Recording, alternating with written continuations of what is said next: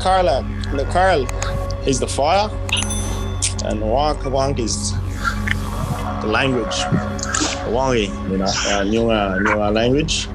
And so Karlawangk, it means a few different things. So it means fire talk, but fire talk, the way my auntie Liz talks about it is that fire talks us into action. When we speak from that fire, we speak from that heart, fire in our gut. We speak the truths, and that, the other connotations of that fire, it's things you into action. But also, in this modern world we live in, especially with COVID and all the isolation going on, big sister AJ is a big podcaster, big Instagram influencer, who is very influential for me. She talks about the digital fire because, we can't sit around the fire now and yarn about these things and talk about what's important. And so through this mediums of social media, we create our own fires and we let other people join our fire as we talk about what's important to us. That's what we're doing here. We got our own fire and we're setting our agenda, what we want to talk about, what's important to us and what we think, some people might want to join, sit behind us or sit next to us around this fire that we talk about. These things that otherwise are hard to get access to or unavailable. So that's basically what that Karlawangk means and what those words mean for me. And I think it's fitting for this podcast, where all of us have talked about, what this means for us. And it's about sharing alternative perspectives in a very, in this colonial dystopia we endure every single day. It's just clouded by white voices. And the black voices that we hear are only promoted by white people because it's, appeasable for them, or it promotes their own agenda. So unless you got access to the radical uncles or aunties or pops and nans, it's hard to get access to any content that promotes something that is adversarial to this, supporting these white institutions and this white dystopia, white agendas. And it's just so ingrained that it's easy for that to be in our subconscious and for us to unconsciously be contributing to this white beast that is still occupying our lands and still, perpetuates this genocide that we are survivors of today, and tomorrow as we wake up, we're survivors again. Welcome to Karlawangk episode 1. Sitting here, you're listening to Kearyn Cox, the host, and I'm joined today by Aaron Sutton, Emile, and Jack Collard, joined all the way from the East Coast. Whereabouts are you? On the Gold Coast here, Burleigh Ed, Yagamba country. Can you tell me a little bit about yourself? How old are you? And what makes you you? Who is Jack Collard? Jack Collard, Nyunga man, ancestral and cultural ties to Wajok country, Burulu, all the way out to Baladong country, all the way through to Wave Rock, that Nyunga country there. And what makes me me? It's a big question. I don't know, like everyone else, what makes us us is what we've absorbed, like that wood, what we absorb around us, what we've seen, what we've heard, what we've gone out of our way to see and hear and to feel. Yeah. And I've been really blessed to be surrounded by some, pretty strong Nyunga leaders. But also in recent times, through, as I was saying before, big sister AJ, lots of other strong black people online and whatnot, being able to travel the world in my role with the United Nations and be exposed to these Indigenous people all around the world who are still fighting that fight despite everything that we've been through. Tell us a little bit more about your role with United Nations and I guess your involvement, because you're playing a special role at the moment, aren't you? It was a sort of serendipitous entrance into that space. I went along to a public lecture, with my dad. My dad said, go introduce yourself to that lecturer, who was Professor Megan Davis. And I said, this is what I'm studying, international relations, political science. And she said, do you want to come intern for me when I go over there? So she is the expert for the expert mechanisms on the rights of Indigenous peoples, and which is a session that happens every year in Geneva, where mob from all around the world talk about human rights in their country, in particular Indigenous rights, and what's going on and what's not going on. And it's a space where they can call out their governments and use that space to cause or catalyse some change with that peer pressure system, which is the United Nations. And so I was lucky enough to tag along And it just blew my mind after spending years and years in this colonial dystopia, enduring the colonial education system, and being fed all these lies about who my people were, who my people are, who we represent, and what we do. And so being there and hearing, the leading scientists, hearing the leading human rights experts, whoever it was, these powerful people looking at Indigenous peoples as the solution, to the most pertinent issues in the world, which is, everything related to climate change and climate devastation and everything associated with that, looking to us as the solution, and seeing these powerful Indigenous people from all around the world flying into Geneva to plead their cases so that they could live the way that they know is the right way. And it kind of was a huge paradigm shift for me. I went to a private school. I was one of the only black fellas in that school. So it just blew my mind to try and look at that situation in a different light. And it just led me on this journey where I'm right now, where I realized how absolutely messed up everything is around us, especially in Australia, and how we're taught to not second guess this stuff. We're taught to think that these technological advances are good for us. Where do I start? It's a lot. But that paradigm shift that happened has led me on this journey now, where I realize our Nyunga ways, our Indigenous ways of knowing, being and doing, the way we interact with the world, the way we look at the world, it's the values that are embedded in our culture, which are going to be the answer to these problems we have in the world today, the Band-Aid solution. So shift towards our ways of knowing, being and doing. That's the only way of addressing these issues we see all of around us. So yeah, that's a little bit who I am at the moment. You are a man with many interests, many different things that you're passionate about. I'm going to introduce Emile. Could you please tell us a little bit about yourself? My name is Emile Boxer. I am a proud Wurundjeri man from my country, which resides in the Central Kimberley region of Western Australia, northwest Western Australia. Wurundjeri land resides just sort of near the, you see the top half of the Great Sandy Desert. So I'm from desert country, and I grew up in a very, very remote community called Yakanara for the first 11 years of my life. So yeah, I grew up with a lot of very important context, I guess, that really supported my identity as Indigenous man when I was very young. So yeah, it was like the school I went to, the community school there was like only Indigenous students, and like I think the community at the time, I think when I was growing up, there was about 250 people, so it was quite small. It was about 80 k's bush drive from like the nearest town, which was Footscray Crossing. And I think I really I think benefited from that environment. I think we have these conversations heard by more people because I think I know how much we as individuals benefit from them. But otherwise, in regards to myself, I'm a very, I don't want to say an emotional person. I guess I'm just very I think I'm just like a normal human being. I'm just really comfortable with expressing myself from an emotional standpoint. I get very excited and hyped in a lot of situations, particularly sporting context.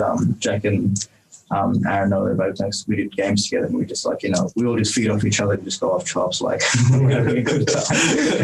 The energy. Yeah. I think, I'm a very, very caring person. I think, because I just really, I think one of the big bases for my, concern for everybody else is, not concern, but my care factor is so high because I think I'm very aware of how complicated and difficult this sort of life that we live can be. And I think I just want the best for everybody. And I just know everybody at any one time is just really doing their best. Can you please tell me your name and where you're from? So I'm Aaron Sutton. I'm a proud Warramunga man from Northern Territory, Central Australia. It's such an interesting question too to start off with, and so many different things that make us who we are. So it's hard for us to pinpoint it because you kind of don't want to box yourself in. I find some of my biggest frustrations in life is when I'm misunderstood as who I am because people go, "Oh, but you're just doing this," or "This has got nothing to do with what you do. Why do you care about this?" You know what I'm saying? So I get so frustrated because why can't I have multiple interests, or why can't I have multiple, I don't want to say multiple directions, because I feel like all my directions are heading in the same direction, but I have multiple things going in that same direction. I feed off the energy. I love giving my energy. That's why I feel these conversations are going to be awesome. And yeah, just that energy that we already share when we talk to each other, and we're having whatever, if it's about sport, it's about some really interesting topics. That energy, we can just feel that energy, and we just feed off it together. I think it's great, and I think the listeners are going to love it the most. Yeah. But yeah, I don't know what else to deliver, what else to talk about. I'm a medical student. I came in as a mature age student, so I spent a long time in my life learning and making mistakes. And it wasn't until I got older when I started to think, instead of worrying about making action or taking action, instead of talking about all the things I wanted to do, I started saying, just do it. And so now I find myself more, instead of building up all this energy and keeping it to myself, then I find myself building up the energy and going, all right, let's put this energy into where we're trying to go. And then that's the main thing. Yeah. And as we go on, we'll talk more about other things that we do and stuff. And then the last man, the host, tell us. Oh, geez, what an introduction. I love that. My name is Kearyn Cox. I live in Perth. I'm a Noongar man. My family's from down south, and then on my mum's side, they're up from Geraldton ways, so Yamajimo. It's hard. I'm usually the one holding the microphone, asking the questions. Right. So now I'm on the other side, and it's not as easy, but I guess I would say I'm a storyteller. I'm a person that likes to ask questions, and I like to conversate with people and get discussions going, because I feel like that is what can break stigma sometimes. Yeah, agree. And I feel like, I've just been really excited about finding a new platform for Aboriginal people, and there's not many out there. No. So I thought, you know what we could do? Let's find some deadly black fellas and let's put our minds together and let's have a conversation that can hopefully transcend and reach young people, and who knows who we could talk through to and change their opinions or encourage. But I guess that's what encouraged me to get into podcasting / interviewing / journalism. I love getting the story out of people, because I feel like sometimes, as you said, people can get boxed in and you can just kind of get an opinion of someone without actually getting to know them. But that's what I would love to do with this. And I'm here to find some wicked yarns and some wicked stories, and to find that Karlawangk fire. So we brought ourselves together because, quite frankly, there's a really big day on the calendar coming up next week. Mm-hmm. I call it Survival Day. Some other people call it Australia Day. I mean, the date itself is January 26th. Yep. And tonight we're going to have a really good conversation about it. Yep. We've all got different point of views. We've all got different life experiences, as we've just spoken about. But I think between us four, we're going to start a fire tonight that can hopefully transcend to these young fellas, so that they don't have to have these conversations and feel boxed in. Yeah. Jack, I'm going to go to you over there in the East Coast. Could you tell me your thoughts about Survival Day, January 26th, and can you tell me about how it makes you feel as a black fella living in Perth? Yes, over the years, my perspective's changed a lot. I remember my dad, was referring to it as Survival Day. And it wasn't until, university really truly understand and comprehend the magnitude of what that meant. To survive. To survive what? And, as I got older, I realised that it wasn't a past celebration of what we survived. It's the fact that we survive every single day. Ongoing. And that's not hyperbole at all. That is the reality, because we're still getting locked up. Our kids are still getting locked up and taken away from their families. We're still facing this genocide, this cultural genocide, as our culture has been misconstrued into these tokenistic means of expression and appreciation to appease and to perform for white people. To perform for white people. And that's at the crux of a lot of our problems, is that we're still at that stage of colonization where we appreciate white people too much. We appreciate the validation too much, and the way in which the power dynamics in the world exist is that they have a lot of money. How they feel. Exactly. Yeah, we care about white people full stop too much. You know, it starts from the first day they came here. Then I went down that river and we looked after them because they looked sick. we cared about them then. Imagine if we didn't. Plus, the other thing as well, you know, like, it's so frustrating too, because it's like, this is why isn't this a continuous conversation all year? Like, why does it always harp on so much now? You know what I'm saying? Like, every year it comes up to this and it's like, do you celebrate? Do you not? Is it Invasion Day? Is it Survival Day? Is it Australia? Like, why isn't this an ongoing conversation? Why do we talk about it now, we bookshelf it, and then all of a sudden next year we're going to talk about the same thing? Like, it's because white people like to have a little time where they can appease their guilt, and they can put it in their calendar, and they can have a little date where they can be that vulnerable, or they can be gammon, you know, vulnerable about the steps they're taking internally, and then they express that externally. But the reality is they're not doing anything about it. And they have the privilege to only have one day to talk about it, or to not talk. To pick and choose, yeah. But for us, we're surviving every single day. And for me, you know, it's good. It's a good coming together date where we can come together and celebrate our survival. But in the same breath, I feel like it does box us into that one day. And then we go back to our 9 to 5s where we're working for white people. Yeah, where we're serving white people. Yeah. We're supporting these white structures and these institutions. We're validating them. You know, we go dance for mining companies because they give us a bit of money. We give them welcome to countries because they give us a bit of money. And that's how we spend the other 364 days of the year. But I see you making me bite my tongue because I want to jump in and talk about that stuff too, but try not to sling it up track there, you know? No, bust yourself. No, because it's true though, like they want to do that, but it's just because they're trying to show that they're connected to us, you know?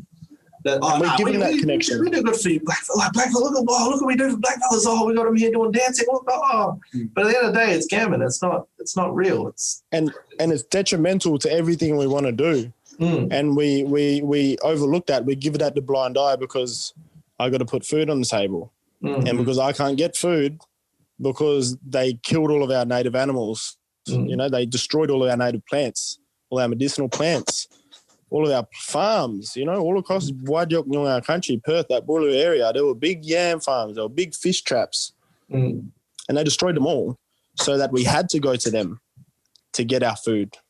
To get our rations, just to survive. And that cycle is still going on today, but it's not as obvious. Not even with and them, we are subscribing to that relationship. The whole reason why we're nurturing that relationship. Like filter the water to go out to farmland, you know what I mean? Like they stop the flowing down, you know what I mean? Like people don't think about it that way. They're like, oh, there's a Boss Dam out here, we can go and visit and look at it. But then that's why. So Aaron, tell me about your perspective about Australia Day. Has it changed as you've gotten older? So if I'm being 100% honest, man, like I never like I didn't even understand, like in primary school, I know they made us go and do stuff like I'd never understood what's going on. You know what I mean? Like it's probably my fault I didn't pay attention in school much, but I don't remember celebrating anything. You know what I mean? And then like it wasn't until I got older and then you got friends in high school, oh, what are you doing? We're going down here. Like, and I honestly, I can't remember until I was much older that Australia Day was on the 26th of January. You know what I mean? Like it wasn't something I celebrated. It wasn't in my calendar. And I mean, that leads to so many other things because I often found myself like, am I Australian? Do you know what I mean? Like, is this a day that I celebrate? Like I live here. Do I identify with that? You know what I mean? And then like, and to be honest with you, I had a lot of stuff growing up where I was like, unsure of my identity, which a lot of us have, right? Through life in general. And I always felt, and this is bust out too, because I've spoken to other mob and they're like, sometimes some mob feel a bit shame, identifying as being Indigenous. Bro, I was so embarrassed to identify as a white person. You know what I mean? Like as an Australian, like I was like, oh no, I'm a black fella. And I start telling you about all my other oh, my mum's family is Russian and Mexican and like just everything furthest away from identifying as Australian, which is bust out, like because a lot of other people don't think about it that way, you know what I mean? But then like as I've gotten older, like I've got kids, right? So they know, they talk to their kids at school, their friends at school. And the conversations I've had with them is like, it's not a day that we celebrate. You know what I'm saying? And they're like talking to them about why necessarily. And we haven't had the discussion about Invasion or Survival Day or anything, but we just talked about like, this is the day that they want to celebrate. So the way I take it, right, is that Australia Day is for us to come together as a country to celebrate being Australian. And so what I tell my daughters is, I don't feel like we're a part of Australia. We're not an appreciated or recognized part of Australia.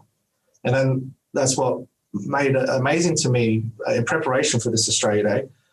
My 10-year-old daughter asked me, why are the Aboriginal flags not up? Why is it only Australian flags up?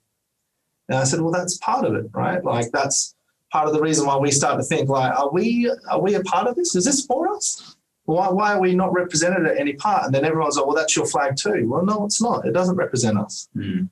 The Union Jack's got nothing to do with us. Like, you know what I mean? So it's tough. And so if I'm being 100% honest, haven't really ever celebrated it either side. And then not partaking in the day at all. Just had the day off because it's a public holiday. And then just do family stuff, hang with the family.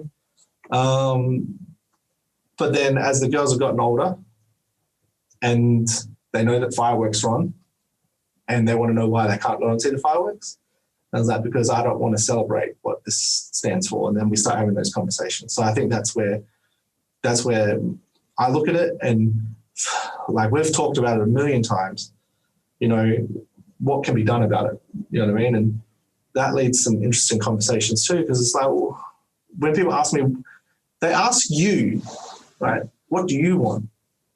And I'm sitting there like, to be honest with you, I don't give a fuck. Like, I don't kick, like it's just a public holiday. We're trying to find a reason why we can have a public holiday. Like, at the end of the day, like, is it just, if we could have a day where we could celebrate what it actually means to live in this country together, like a united day, then I guess I could be behind that.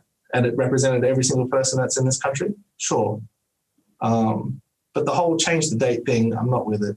The whole having an Australia Day, I'm not with it. I understand Invasion Day and Survival Day 100%. And if those things were happening more, I would take my kids to those a lot more. Like the one in Fremantle, I've taken the girls to a couple of times. But yeah, like, what do I want? Like, it feels like there's a lot of energy being put into this conversation, not a lot of energy being put into action about making a difference. But that's just me. Geez, I feel like you really just hit the nail on the head with that conversation and your last sentence. So I didn't want to, I felt like I was the only one yarning up there. No, I was like, boss, we were listening hard, bro. I reckon that was solid. Emile, tell me about your perspective. Have you celebrated it as a young person? Give my perspectives of what like it was for me, I guess, growing up, I think, and I never really like, I think similar to Aaron, I guess, at least all through primary school and probably until maybe like year 9, I don't think I knew what it meant for Australia Day. I was kind of like, it was just not in my like, developing mind. I think someone else started it, what's that? Then I think it literally just I started becoming much more aware literally because of like Australia Day parties. I think that's started in high school. I think I remember when I was like 15 or something or other. I got invited on Facebook to this Australia Day party, and I was like, oh yeah, I'll see because that I think that like going out, socializing, partying culture, like starting in that probably 15, 16, 17-year-old age range in school, I started, when I entered that space, that's what was sort of becoming more put on my face, I guess you could say. Yeah, and I think I went to this party, and I was like, oh yeah, no, all these like non-Indigenous Australians like draped all over the Australian flag and colours and whatnot, just having a boss time. And I think as a young teenager, just I guess everybody just wanted to be a part of all the action. I think, yeah, instead of really knowing like from a deep standpoint, like what the basis for what we're celebrating is. And I think I was about, not very long after that, I think I was about 18 or 19, where I just like after I became much more informed about the what it represented. And I think it, at least I just didn't, I think Aaron as well, similar to you, I just didn't feel like I fit the box for the type of person to celebrate. Like I just feel like there are aspects of what it meant to me, and that was just big. And I think that was one of the things as well, being Indigenous, there's such a, knowing the context of Australia for Indigenous people, I think it was just really difficult for me to be like, oh yeah, no, this represents me, because it didn't feel like that it did, or just like, I think, and at least all the people who were celebrating it just didn't, were very like, all the other issues that were occurring in this country, I think, to do with like Indigenous people just weren't being addressed by them. So I feel like they were being very, like we mentioned before, very like selective with what we celebrate. So I think Jack mentioned before, like the appeasing particular people with not becoming like, and trying not to quote unquote fulfill stereotypes, I guess. Yeah. And I think, and I guess knowing, I guess a little bit now, how much that navigating that space can be exhausting for us, I think. But I wasn't aware of it at the time, so when I did become more and more, like I also was typing up big statuses on Facebook, all that jazz, like 16, 17 years old, and being very like, very emotional, very, what's the word? Expression through those mediums. And I think it was very, I think now that I'm now knowing, like it's almost like not cringe, but looking back on it, I think I was now knowing how much more informed I am and how much more articulate I am. I guess a lot of what I was doing is just expressing my frustration at those times, whereas now I can express my ideas in a way that's productive, I guess you could say. Not to say it wasn't productive then, because I did release a few things, but I guess as well as release, you want to have perspective shifts and meaningful conversations as well. I just became too frustrated with not having the other aspects of, or the issues, I guess, that Indigenous people face. We harp on heaps about like suicide, chronic illness, housing, poverty, all that sort of stuff. And I think all these issues occurring, and everyone's like, fuck yeah, all sorts beating their chest for Australia. It's just like, what are you not doing? Like, And actually, I just want to add on something you were just saying there is like young mob, like when you message up on thing, making status in there. I see it now, like I see young mob really busting themselves. You know what I'm saying? And in my mind, I'm like, I want to say to them, like, bro, it doesn't even matter. Like, honestly, your status isn't going to change the opinion. Like, if someone's writing something on Facebook that you don't agree with, delete them. Like, get it done. But, like, at the same time, I'm like, there was a time when you were the young fella doing that. You're just like, F this, bro. I'm trying to be as articulate and as reasonable and as detailed as possible in talking about these things, because I want to give the people I'm speaking with, usually non-Indigenous people, to understand where I'm coming from. And I think and sometimes I'm like, am I like trying to appease you? Am I trying to make people as least or like as feel a little discomfort as possible? Or am I actually trying to have like a meaningful, detailed discussion? And as well as that, am I also giving myself, not disservicing myself with how much this impacts me? And it was really interesting when you said it, because you just said that you don't have to have these conversations. And I think, like, we spoke about investing externally versus internally to the mob. And I think, like, using because, the amount of energy we have is finite. And when we do have these discussions, they do become draining. And I think also learning how to manage that has been a real process. I've become much more informed about it, and much more taking that energy usage much more seriously. Right. So that's where, that's sort of where I'm trying to hop on too much. But I can really relate with you in the sense that when I was a young man, I used to post on Facebook trying to express myself as well. And now I've turned into a writer/storyteller. So it's like, I feel these mediums like Facebook, Instagram, they can be a nice platform for people to express themselves.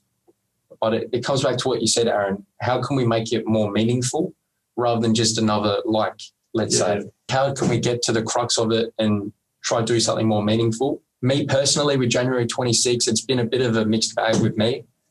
I can relate with Emile in the sense that I went to a lot of parties. I feel like it's pushed in a way, especially because I went to a private boys' school, almost like a run-of-the-mill, like you were just expected to kind of be a part of it and listen to the top 100 countdown and just kind of vibe with the boys. But I've gone from that perspective and seeing how people enjoy their Australia days and And then I've grown a little bit from that. And every year I feel like I'm discovering new information that I didn't know and trying to, I guess, center myself as to how I really feel about this discussion, because for some reason I feel like it's the most divisive discussion in our country. And as Aaron said before, it's just a cyclical thing. Every January 26th, we have the same conversation and no one does anything with it, right? So let's do something with it. Yeah. Can I ask a question though, real quick? And this is to everyone. Like, when you see the flags, because like Australia, like we see Australian flags majority, like every day you probably see one, right? But Australia Day is coming up to Australia Day is when we start to see them everywhere. You know, Frick's got shorts on, thongs on, shirt on, hat on, flag on the car. Like, when you see that, like, what are your thoughts? Like, when you see the flag continuously on a day, like, how does it, like, do you feel a part of it? It doesn't. Okay, so I'll give you my perspective. Yeah. One time they asked me to work Australia Day. I was working with ABC News and my job was to be the photographer, and my photo went national on the whole website. And I got this beautiful photo of this young African family that just moved to Perth. Yeah. And everything you're describing, the little flags, almost an Australian dress they were wearing, because they come here and that's what is shoved down their throats. Right. Yeah. And they don't know any different. Right. They kind of change their life. Yeah. And from that day, when I saw how many Australian flags there were, that short welcome to country was their only taste for the whole ceremony. And I felt like it was just compulsory box ticking. And that's what made me not feel a part of it. Yeah. I felt like me and Uncle were the only two kind of looking at each other like we didn't want to be there. Yeah. It was a weird feeling, surrounded by people who were so excited to be there. Yeah. On that day. But it's interesting that day too, because like for those mob that became citizens that day, it's a big day for them. It's a huge day. Like to them, that's like, this is Australia Day. I became an Australian citizen. Like, I understand that. Let's have a real conversation about changing the date. Jack, do you feel like we should just abolish it straight out? What do you reckon? Do we need a date to celebrate? No, because celebrating any date is capitulating to their calendar. I got my own calendar system, and it's based on the seasons. Yeah. Every single day we run by their calendar is a day where we're supporting their systems and they're supporting their ideologies, which have got us into this mess. And that's at the root of, everything, my mantra, this system that got us into this mess isn't going to be the system that gets us out. And so, there's not a single date or day, in those indicators of that rotation around the sun where there hasn't been a massacre on our country. So there's not a single day where we could, celebrate without that being contradictory in any way, shape or form. Do you feel like it just depends what we're celebrating to? Like, what are we trying to celebrate here? Do you know what I mean? Exactly. Yeah, if it was inclusive about something. On that. Well, that's the thing. Like, just changing the date doesn't do anything. It doesn't do anything because Australia, as I was saying before, our kids are still getting stolen. Our land's getting raped. The waters are getting more polluted every single day. You can't even swim in the river anymore, let alone drink from it. Why your country, rural area, that was known for its sweet water, and now what? You can't even eat the crabs or the mussels that are in the water. You'll be sick because it's been so polluted. So what are we celebrating? And it's just we've had these discussions and we've come to this agreement. And I think you look all around Australia, all the Invasion Day celebrations or protests, they'll say abolish the date. So the general consensus is in from those radical mob that have been talking and been fighting and been resisting every single day. There's not a date where we can all come together. That's the bust out. Me and you always talk about it, Jack, right? Is like doing the least possible amount of work you can do to change it, to do something, right? And to them that's exactly the date. Like, what's the least amount of what we can do? We'll do that. We'll look at maybe changing the date. You know what I mean? And that's the crux of the problem, giving them the power to do that. To decide. The power. Exactly. And it's where our energy goes. And it's just white people, they're just never going to get it. They will drop on us, hey, let's change it to May 8th. Yeah, mate. Yeah, that's how they're not listening. Like, let's be straight out. Yeah. Come on, bro. Let's be serious. I've seen that. And, I've seen that. You know, like, and it's conversation that they think is going to change anything. Yeah, but that's what I mean. Like, so obviously it's a divisive topic, and a lot of people have a lot of different views. And I feel like anyone that's opposed to it, that doesn't want to celebrate it, doesn't want to change it. Some people want to change the date. Some people want to abolish it. Some people want to have a completely different celebration. If you're not for it, they're not listening to you.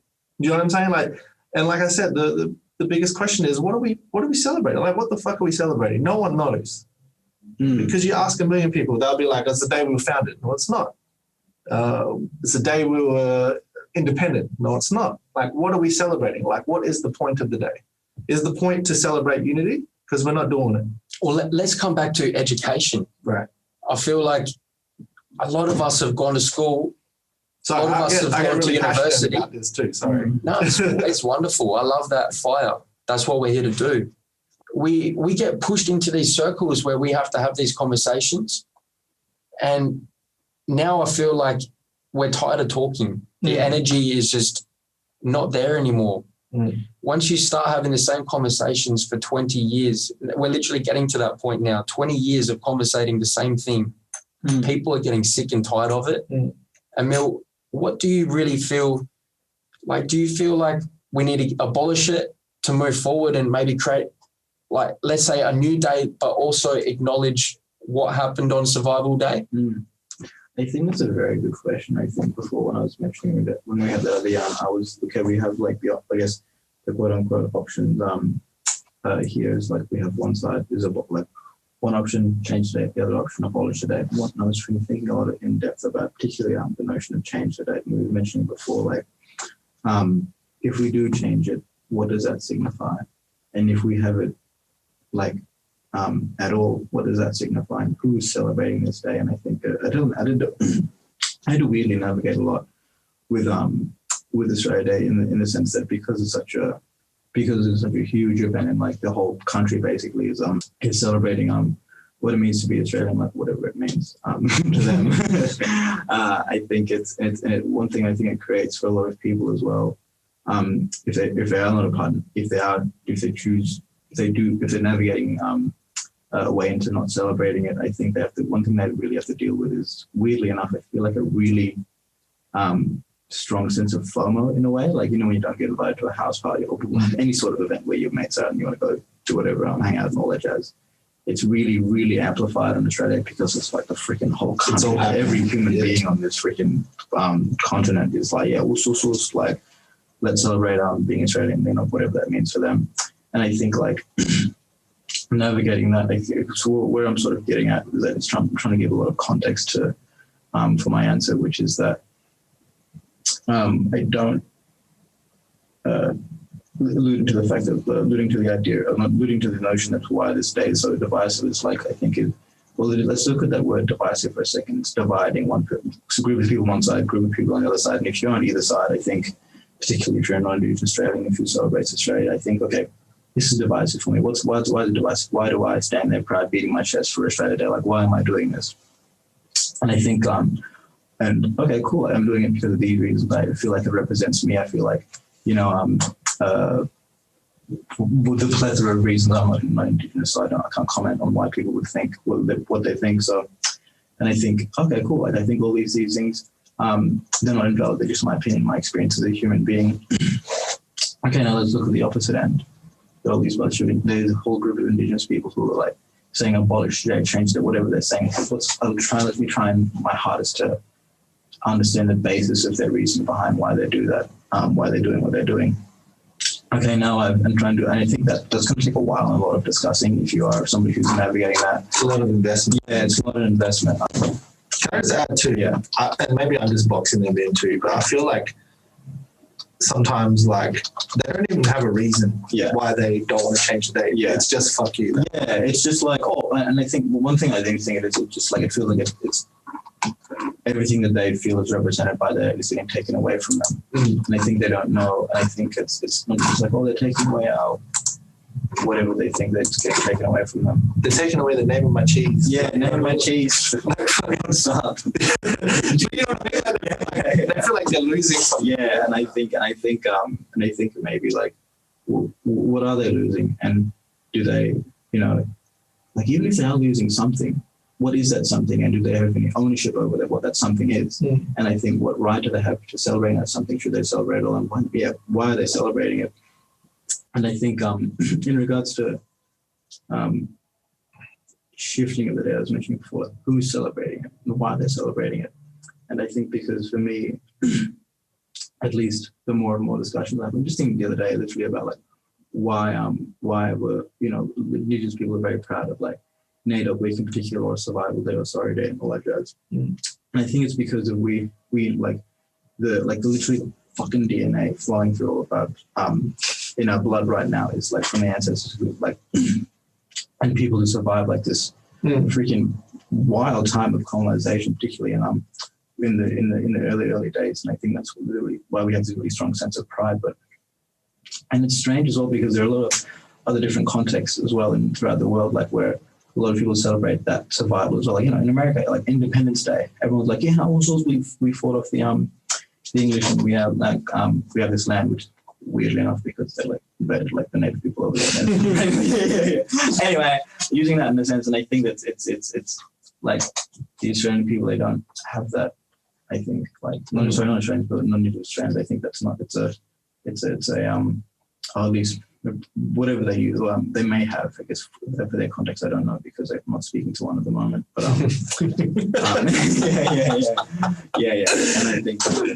yeah. And I think I'm still sort of navigating what I think it means to quote unquote abolish the date and change the date. So I think what I guess I want people to think about the most is why are they doing what they're doing, and they just want to like hit the piss with the boys in the squad and just have a sick time list in the hottest 100, which they can't anymore because they changed when they're going to set. So shout out to Triple J for that. Do they like, or they just, as I mentioned before, like, do they just want to, and it's so funny because literally like in the last like week or so, I was yarning with some mob and they were just like, oh no, I think it should, like, I don't want to miss out. And I'm just like, there it is. Like, it's just scary missing out. And I think it's like, I'm like, well, it's just like, dude, like there's, literally, like you can literally go out clubbing, in the piss with the boys or whoever, like literally weekly. Yeah, like any day. Yeah, any day. Yeah. And I think it's just that idea of just missing out because everyone else is doing it. Yeah, and I think that's sort of roughly where I'm at. That's crazy. Well, I just wanted to quickly chip in and talk about, I guess, the people on the other side of the fence because we come from our perspective where we think, geez, well, we can't really even see how people can celebrate it because we're so in our beliefs. Yeah. I'm going to read you a quote right now from someone and I'm going to get you to guess who it is. Okay? The first person to tell me who it is gets an extra solid present. Oh, all right. Let's go. I'm going to read you the quote. Jack, are you listening too? Yep. Yeah. When those 12 ships turned up in Sydney all those years ago, it wasn't a particularly flash day for those people on those vessels either. What that day to this demonstrates is how far we've come as a country, and I think that's why it's important to mark it in that way. So, afraid of offending any person on the far right, guess who that was? That's our Prime Minister, right? That's good. That is our Prime Minister, Scott Morrison. I've never eye-rolled so hard, bro. I'll tell you the truth. Like, I could feel I'm about to flip the whole way around, like detach from my fucking head and just end up back around the right way. Bro, I just don't get it. Like I said to you before, like reading that, and he's got no clue. Like, and it shows that he doesn't speak to an Indigenous person regularly. He doesn't have an Indigenous perspective around him anywhere. Like, he's not connected at all. You know what I'm saying? And for someone that runs this country, not saying that he needs to have a black person follow him around and just give him perspectives all the time, but surely you want to understand what makes up your country. And like, he just got no clue. Like, I I haven't felt that disappointed with something being said from the person that leads our country for a long time. And to provide some context on why that comment was given, it was given in response to Cricket Australia making a decision to ban Australia Day from January 26, and they have basically put on 3 games on January 26, and every team's going to have Aboriginal kit out, I guess you could say. So they're trying to make a statement, and that was the kickback from our Prime Minister. That's the kickback that everyone who tries to put a step in the right direction gets, because people are too uncomfortable to include everyone or to listen to a different perspective. Yeah. Bro, like, it's so hard, man, because, like, honestly, Jack, does that make you proper wild?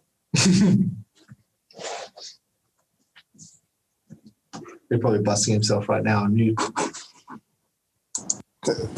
Nah, it doesn't get me wild. It's just Disappointing. It's just so normal. It's not disappointing at all. It is what it is. It is who he is. It is what he represents. It's You're not surprised. white supremacy. It's just like, and it's we're desensitized to it because we've been going through it for 250 years. This is what colonization represents, and Australia is colonization. So the fact that people are even getting shocked at this, even rolling our eyes, is just what to expect. From white people. Dismissive, Bruce. He's so dismissive of like everything we've been through. Like, well, they don't want to know. They don't want to know, and they'll never want to know. Yeah. This is the system, and this is what it's supposed to do. And this is what. It's a waste of energy to even be Hey. Yeah. It's just. So that's my yoga Keely over there. But yeah. No, I 100% agree with her too, to be honest with you. The energy, like. It's a complete waste of breath. We've had these conversations and we've come to our decisions. Yeah. And we know what to expect from white people. So the conversations we have, are they going to be going around in circles talking about the same things that we already know, or are we going to have productive ones that will, might be fruitful to something that might catalyze something, empower us or lead to some innovation in how we do our things, and lead some systemic change, for the next generation. Meaningful change, yeah. Yeah, I think it's like, well, why would we even consider their perspective? Like, what's the point? We've considered their perspective for way too long. As I was saying before, as soon as they came down that river and we saw that they were sick and we looked after them, we cared for them too much then and we care for them too much now.